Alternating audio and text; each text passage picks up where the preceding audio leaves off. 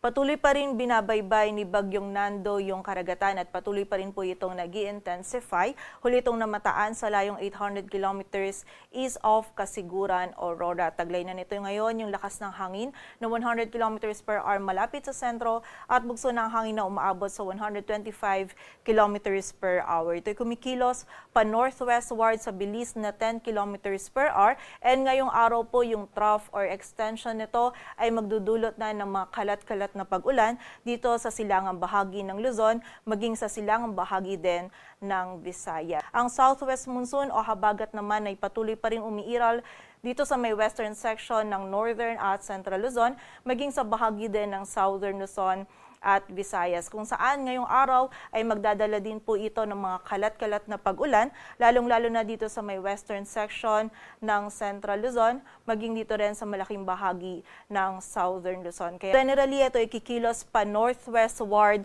then west-northwestward patungo dito sa area ng extreme northern Luzon. Simula po bukas na araw ng linggo ay magiging mas malapit na nga po ito dito sa ating bansa and ina-expect natin by Monday afternoon or evening ay lalapit or maglalandfall ito dito sa Batanes, Babuyan Islands area. And so na-expect din po natin na lalabas ito ng ating area of responsibility by Tuesday morning or noon.